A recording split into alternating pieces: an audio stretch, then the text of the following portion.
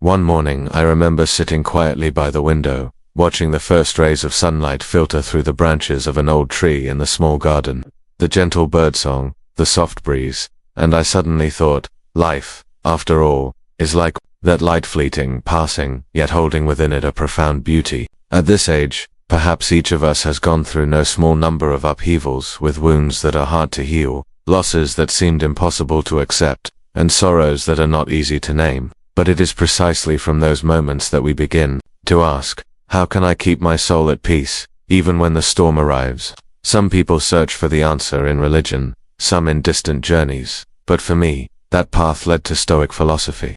Not a dry doctrine on old pages, but an art of living, a way of seeing life with calmness, resilience, and wisdom. The Greeks, and later the Romans, lived with it thousands of years ago. Figures like Epictetus, Seneca, or Marcus Aurelius, the last great emperor of Rome, all left us pearls of wisdom, timeless lessons that endure through the ages. You see, people 2,000 years ago and people today are not so different. They also had anxieties, endured losses, suffered betrayal, faced illness and death, but they found a way not to collapse, but on the contrary, to live serenely, lucidly, and even happily in the harshest circumstances. And that is what I want to explore with you today. Perhaps many people think Stoicism is cold, that it rejects emotions, that it is as rigid as stone. But no, it is not like that at all. Stoicism does not teach us to become emotionless machines, but to become truly human, to feel pain but not be controlled by it, to cry but not let tears wash away reason, to love without clinging desperately to others. It is the art of mastering emotions, not extinguishing them, and perhaps, in middle age or later years, when we have tasted enough ups and downs, we can truly appreciate the value of this, for youth may easily sweep us away in passion, ambition, or impulsive anger. But when we enter calmer years, we long for freedom of the soul, a peace no longer dragged by fleeting things. Therefore, on today's journey, I want to walk with you through each Stoic lesson's 17 precious teachings the sages left behind. Each lesson is like a small lamp, illuminating an aspect of our daily lives, from accepting death, facing criticism, to the art of gratitude or treasuring time. They are not distant, not lofty, but close, applicable right away, even in a family meal, in a morning awakening, or in a quiet moment alone at night.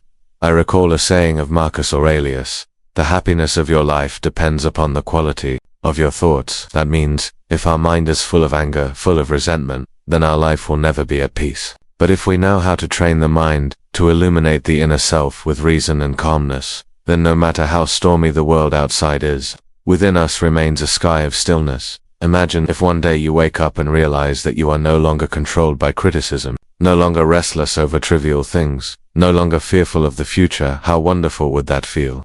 You would walk more lightly, smile more often, and love life more deeply. That is what Stoicism can bring to us today.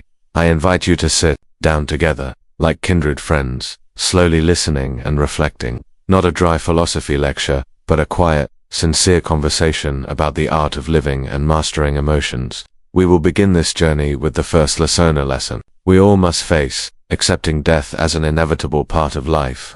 Lesson 1. Practicing journal Imagine a quiet night in the Roman palace. The oil lamp flickers, gently spreading a warm golden glow in the empty room. There, a man in a simple robe is bent over a wooden table. He is the Emperor Marcus Aurelius, the ruler of a mighty empire. But before being a king, he was a human being, also full of worries, fatigue, and inner storms. He does not converse with the officials, nor does he give orders to the soldiers. He quietly converses with himself, through handwritten lines. That book, later known to posterity as Meditations, was never meant to be a work for publication. It was merely a philosophical journal, a place where he poured out the burdens of his soul, a place where he confronted the truth within himself. Writing, for Marcus Aurelius, was not just recording events. It was an act of releasing emotions, like when you carry a heavy stone in your heart and finally set it down on the table. Through each line, he reflected upon himself, asking, did I live rightly today? Did I let anger, fear, or desire control me? Perhaps only those private lines were honest enough to help him recognize the distorted thoughts lurking in his mind. Thus, the journal became a mirror. When we look into it, we no longer run away, no longer make excuses, but directly confront ourselves. And from that confrontation, we learn to understand ourselves better. Marcus Aurelius used journaling to train himself, to discipline himself, to constantly correct each thought, each reaction, each small habit in daily life. This gives us a profound lesson. Journaling is not only for poets or philosophers, it is a habit that can be practiced every day.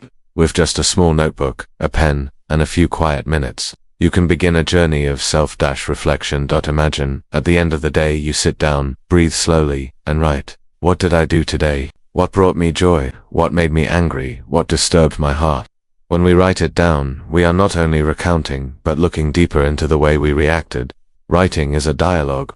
We are both the narrator and the listener, both the judge and the forgiver. The ancients believed that what has not been named will continue to haunt us. When you write, you are naming sadness, anger, joy, or hope, and once they are placed on paper, they no longer drift aimlessly and chaotically in your mind. They have been arranged, they have form, and therefore, we can control them more easily. Marcus Aurelius considered journaling as a tool to train emotions. He understood that an emperor could not let sudden anger control him, nor let fear shake his decisions. And so, he trained through each line, like a warrior who trains every day so that he will not tremble in battle. Each sentence he wrote was like a hammer blow against the chaos in his mind, forging reason to become clearer and steadier. This is also true for us. Modern life is full of turmoil. We are easily swept up in the whirlwind of work, family, news, social media. Sometimes, we no longer know what is happening inside our own minds. We get angry without knowing why. We feel sad without a clear reason, but if we are willing to sit down, open a notebook and write, we will see those emotions more clearly. Writing is a way to slow down, to rearrange the entire inner world. Think about a day when you went through many frustrations. If you just keep them inside, they will accumulate, making you uncomfortable and exhausted. But if before going to bed, you write them all down, you will feel lighter. Writing is like a form of release, a cleansing of the spirit. Strangely enough, the more you write, the more you will notice the patterns repeating within yourself. You may realize, I often get angry in the morning, or I often feel anxious when I have to speak in front of a crowd. By recognizing those psychological habits, you begin to learn how to adjust. This is the process of self-reflection, the process of introspection, the very thing Marcus Aurelius practiced persistently. Some say, journaling is conversing with one's own soul. It is not for others to read, but for you to live honestly with yourself. Indeed, in this noisy world, perhaps writing is one of the few moments when we can return, listening to the voice within without hiding, without judgment. But at this point, you may wonder, is journaling too simple? Can a few pages of writing truly help us master emotions and reason? The answer lies in your own experience. Like exercising, the benefits do not come in a single day, but through steady persistence. Each page is a small step, but over time, those small steps create great change. Marcus Aurelius wrote without ceasing.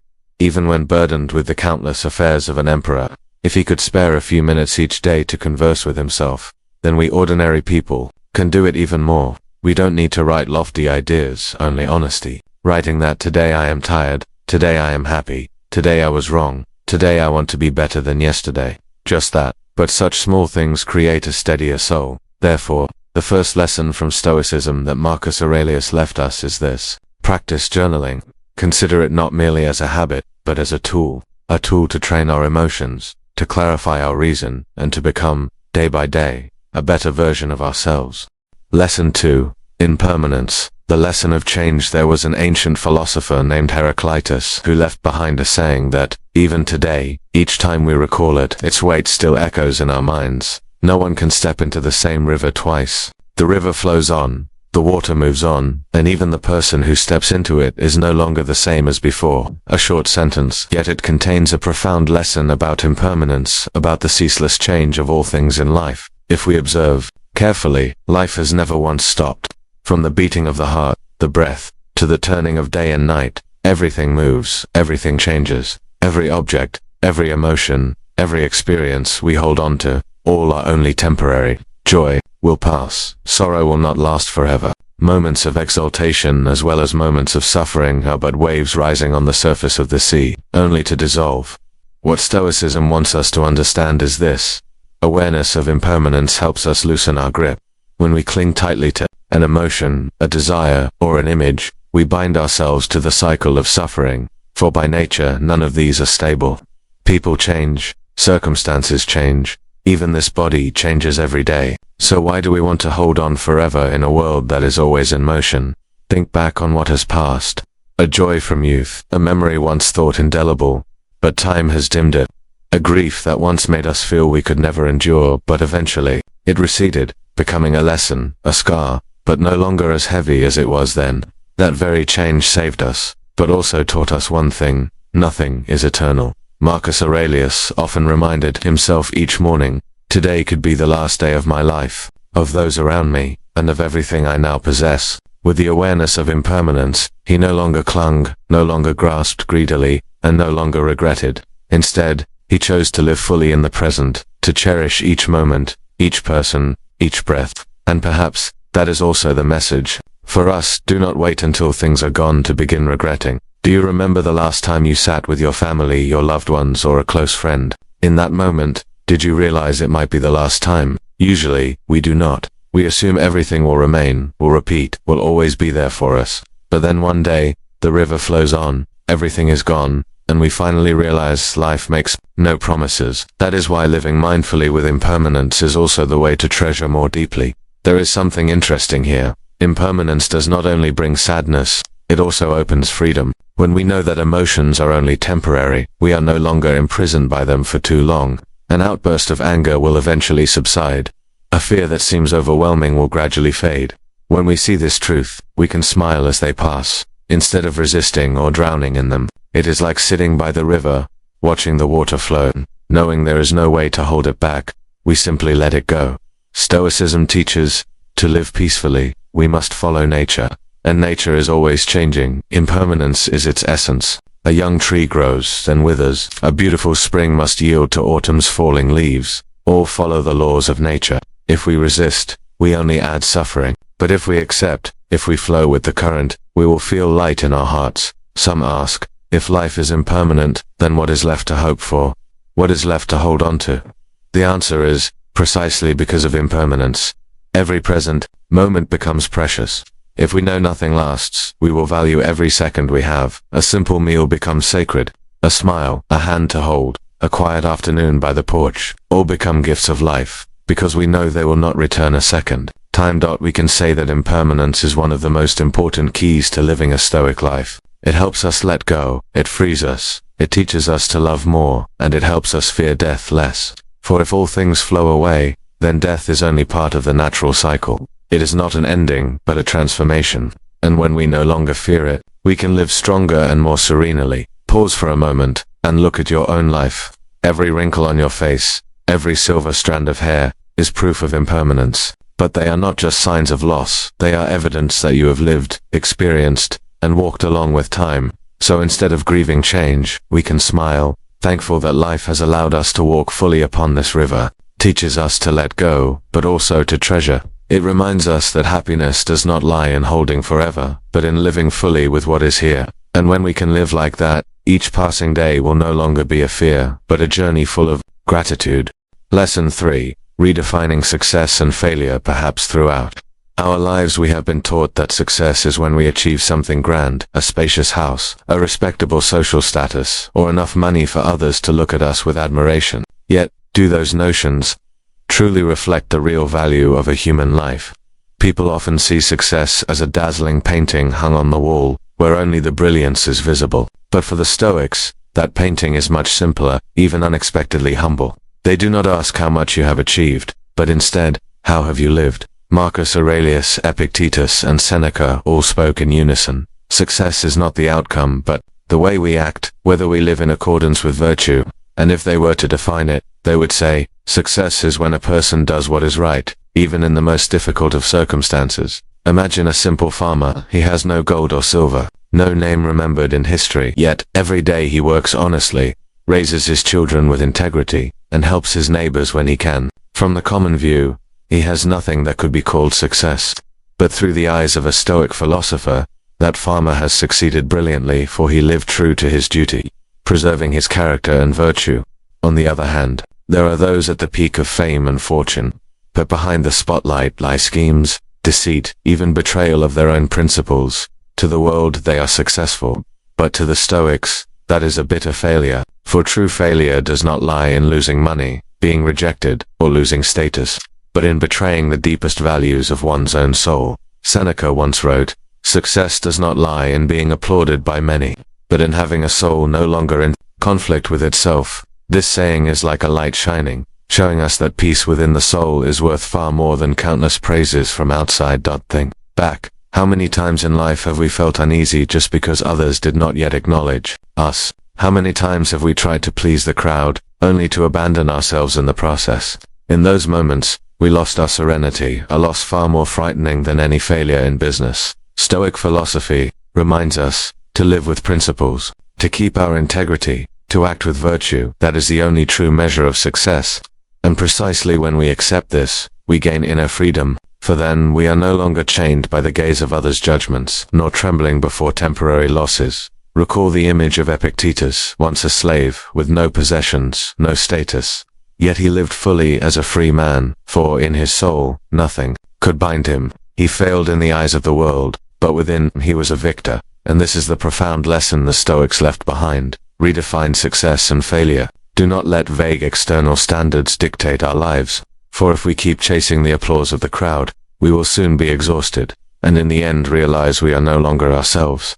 Success is not about standing on the podium, but about standing upright against temptations, keeping a pure soul amidst life's storms. Failure is not in stumbling, but in choosing to betray our trust in what is right. And once we understand this, our soul becomes serene, for we know each day lived in virtue, each act not against our conscience, is a day we have already succeeded.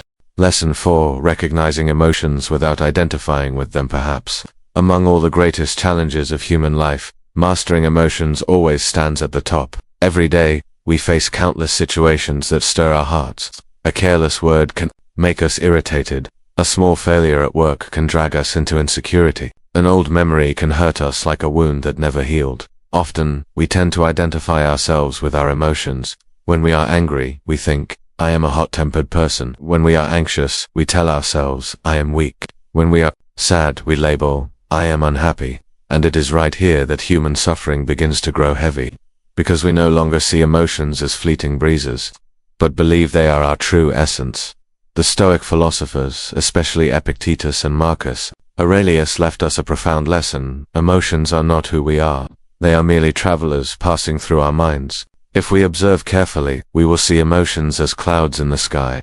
They come, they go, they change shape, then dissolve. The sky, like the stillness of our mind, remains there, intact, unharmed. Try recalling the last time you were angry. Your breath quickened, your heart raced, your words shot out like arrows. Did you think you were that very anger? If someone had recorded it and showed it to you a week later, you might realize, that was just a passing state of me. Now, I am different. Clearly then, emotions are only visitors, not your true owner. The Stoics teach us a practice, both simple and powerful. Name the emotion instead of identifying with it. Do not say, "I am an angry person." Say, "I am feeling angry." Just a small shift in wording, yet it creates a distance between us and the emotion. We are no longer swallowed by it. Instead, we begin to become the observer. Marcus Aurelius once wrote in Meditations, "If you are distressed by anything external, it is not the thing itself that troubles you, but your judgment of it." This saying shines like a lamp. It reminds us that emotions are not destiny. We have the power to look at them, set them down, and decide whether to let them lead us or not. Imagine emotions as children knocking at your door. One cries, one laughs, another sulks. If you open the door and think, "This is my child, I must raise it for life," you will suffer. But if you know, these are just visitors who come and go, you will welcome them calmly. Likewise, anger comes and goes, sadness too, joy as well. Nothing stays forever. This does not mean that the Stoics deny or reject emotions. They never taught us to become emotionless machines. On the contrary, they encourage us to observe emotions, to accept their presence, but not to let them control us. Seneca beautifully said, "Emotions are like rebels. Let them speak, but do not let them rule." And this is the key to inner freedom. When we recognize emotions without identifying with them, we are no longer swept away in the whirlpool of suffering. Picture a river. If you fall in, the current carries you away. But if you stand on the bank, you can see the flow without being drowned. The mind works the same. As the observer, we see anger, worry, joy, all simply flowing by, while we remain standing steady. A simple practice you can try today is meditation on emotions. When a strong emotion arises, pause, close your eyes, and ask, where in my body is this emotion showing up? Perhaps it is a racing heartbeat, a heavy chest, or a tight throat. Just observe, without judgment, without trying to chase it away. Then gently whisper to yourself, I am feeling angry. I am feeling sad. In doing so, you will notice the emotion beginning to soften, for when we name it, we separate ourselves from it. In daily life, when someone offends you, instead of reacting immediately, try creating a silent moment. In that pause, remind yourself, this is an emotion arriving, not my true self. Just a few seconds are enough to free you from impulsive reaction. This is the Stoic practice: patience, stillness, and awareness. Remember, a person is not their anger. A person is not their sadness. We are much greater than emotions. Within us there is always a clear blue sky, a stillness untouched by anything. Our task is to return to that place. Whenever emotions come, with long practice, you will see a marvelous change. You will no longer fear emotions. You will not need to avoid them, nor be dragged by them. You will receive them, observe them, and let them go. Like someone sitting on a porch watching clouds drift by, not holding, not rejecting. That is freedom. And that is the path the Stoics show us: to live amidst the storms of emotions, yet keep the peace of the inner sky. Lesson 5. The space between stimulus and response. There is a saying by Viktor Frankl, an Austrian psychiatrist who survived the harshest Nazi concentration camp, that every time I read it, I still feel a shiver. Between stimulus and response there is a space. In that space lies our power and our freedom. It may sound simple, but this is one of the most important keys to mastering life, to keeping calm amidst endless turbulence. Imagine this. One morning, you wake up and accidentally drop a glass onto the tile floor. A loud crash rings out. Water splashes everywhere. In just a few seconds, irritation rises within you. If you are tired, you might immediately shout, "How careless," or mumble to blame yourself. And just like that, the entire day is clouded with annoyance, all because of a single glass. But if, at that moment, you pause for a breath, take in deeply, look at the broken pieces on the floor, and remind yourself, it's just a glass, not the end of the world. You pick it up, clean the floor, and move on. That day will be completely different. That small pause, that space between stimulus and response, changes everything. People often think that when emotions come, we must react immediately. Someone speaks harshly, we must get angry.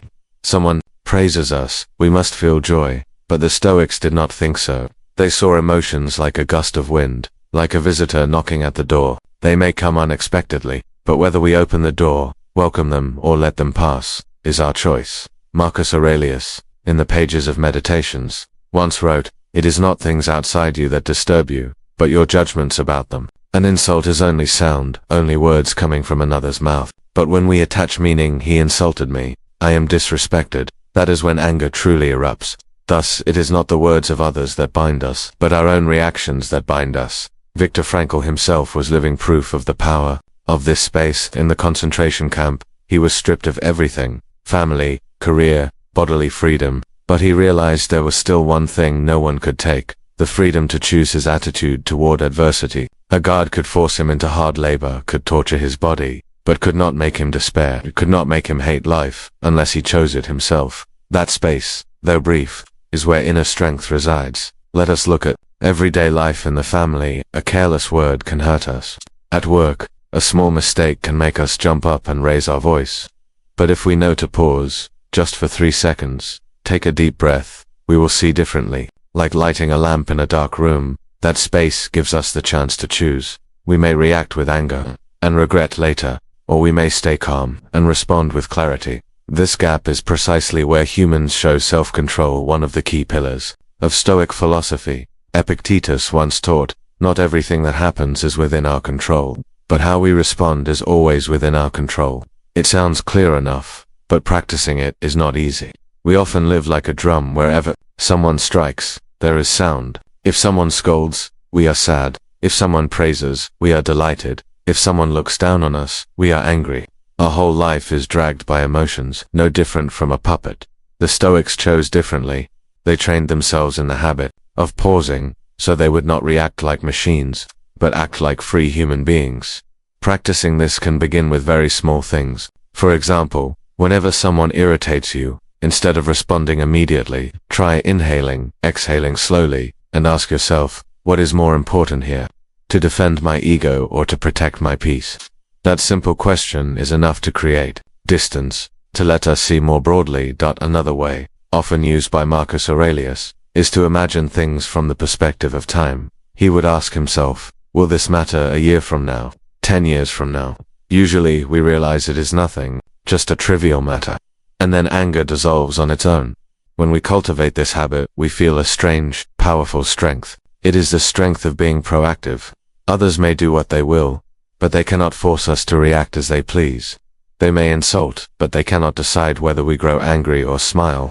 They may cause difficulties, but they cannot make us despair. This is true freedom, the freedom no one can take away. And do you see, that space is not long at all. It is only a breath, a glance, a pause in the mind. But within that small place, we discover the greatest power, the power to be ourselves, not dragged by circumstances. Once we understand this, life becomes much lighter. A criticism is no longer an arrow piercing the heart, but just the sound of wind passing the ear. A setback is no longer a storm, but a challenge to strengthen our character. And each day, we live with a little more freedom, a little more peace, a little more depth. That is the lesson the Stoics want to pass on to us. Treasure the small space between stimulus and response, for within it lies an entire universe of such. Lesson 6. Accepting fate. Perhaps among all the ideas that Stoicism has left to humanity, amor fati, the love of fate, is one of the most challenging yet liberating lessons. Nietzsche's words echo, love your fate. At first, it may sound simple, but if we think deeply, we realize it is a profound invitation, freeing us from meaningless resistance against the flow of life. Ordinary people often divide things into two categories, what we want and what we do not want. When life brings us joy, we gladly accept it. But when life hands us loss, failure or suffering, our first reaction is resistance, complaint, even resentment. However, the Stoics pointed out, life does not exist to satisfy our desires. The world operates according to its own logic, not the whims of each individual. And if we stubbornly demand that everything follow our will, it is as if we are fighting against the very river that sweeps everything along. Marcus Aurelius once wrote in Meditations, accept everything that happens to you as if it were predestined for you, as part of the whole universe. This is not passive acceptance, it is harmony, gratitude, and love for whatever happens, whether good or harsh. Imagine this. Someone loses their job. For most, it is despair, proof of failure. But, with the spirit of amor fati, it becomes an opportunity to discover a new path, to strengthen adaptability, to learn how to rise from the ruins. Adversity is no longer an enemy but a teacher, sometimes harsh, but precisely because of that, it helps us grow. The important point is, amor fati goes beyond mere acceptance. Acceptance means reluctantly agreeing, while loving fate means embracing it fully as an essential part of ourselves. When we love fate, even misfortune becomes a perfect piece of the puzzle of life. Every joy, every sorrow, every success, every failure, all contribute to who we are today. Without any of them, we would not be ourselves. Nietzsche lived this in his own life, a life of illness, loneliness, and suffering. Instead of resentment, he chose to see pain as the condition that made his philosophy great. The Stoics were the same. They believed that it is in adversity that virtue is tested. A person can only learn patience when facing delay, learn courage when facing danger, and learn steadfastness when facing injustice. The attitude of loving fate does not turn people into passive sufferers. On the contrary, it grants us rare spiritual strength. For when we no longer fear adversity, we become free. When we no longer resent what has happened, we become serene. And when we love it all, even suffering, we enter a state that Marcus Aurelius called living in harmony with nature. So how can we practice amor fati in daily life? First, start by changing perspective. When something unwanted happens, instead of asking why me, try asking what can I learn from this? Second, cultivate the habit of reinterpreting adversity. Each difficulty is not an obstacle but a hidden opportunity. Finally, remember that every event is temporary, but the virtue forged in adversity will remain forever. Amor fati teaches us to live with an open heart, not only toward sunny days but also stormy ones. It teaches us to see that fate is not something that happens against us, but something that happens for us. With this attitude, we can turn suffering into strength, loss into lessons, and life, though full of challenges, into a journey worth loving wholeheartedly. And perhaps, in the moment we truly love fate, we will touch a profound serenity that nothing outside can ever take away.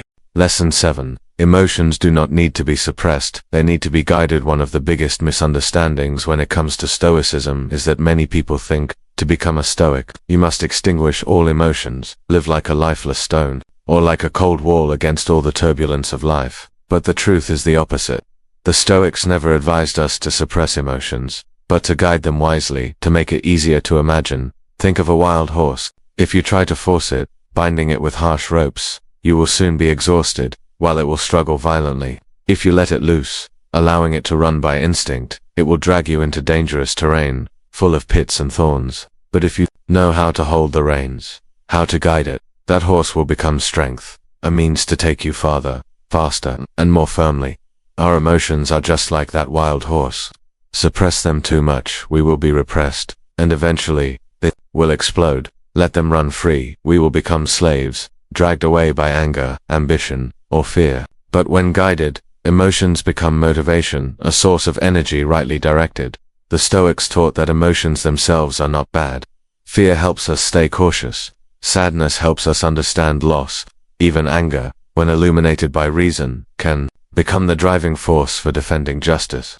Problems only arise when emotions control us, instead of us knowing how to control them. So how can we hold the reins of our emotions? The Stoics left us a few simple yet very practical tools. 1. Observation. First of all, practice looking straight at your emotions instead of avoiding them. When anger arises, don't rush to shout or suppress it. Try pausing, observing yourself, and naming it. This is anger. It is growing inside me. Naming it is already a way of separating yourself from the emotion, instead of being swallowed by it. 2. Mindfulness. The Stoics believed in the power of awareness, very close to what we call mindfulness today. When you focus on your breath, on what is happening in the present, you will see that emotions are just like waves. They rise, but they also recede. No wave lasts forever. Knowing this, we no longer fear emotions when they come. 3. Creating distance. Here means a mental space. When insulted, we often want to react immediately. But if we know how to create distance by taking a deep breath, stepping outside, or even just counting to 10, we give reason the chance to intervene. In that small gap, we can choose another reaction. Instead of shouting, we can stay silent. Instead of attacking, we can smile. That very distance is where our freedom lies hidden. Marcus Aurelius once wrote in Meditations, "Do not say, 'I am angry because that person insulted me.' Say instead, 'That person insulted me, whether I get angry or not is up to me.'" This statement clearly proves, others are only the stimulus, but the reaction lies in our hands. And emotions are the wild horse. We have the right to choose, let it run wild, or guide it along the path we want. The important point is that Stoicism does not turn us into emotionless machines. On the contrary, it helps us live more truthfully with ourselves, for when we are not enslaved by emotions, we can truly feel. Love is no longer dependence.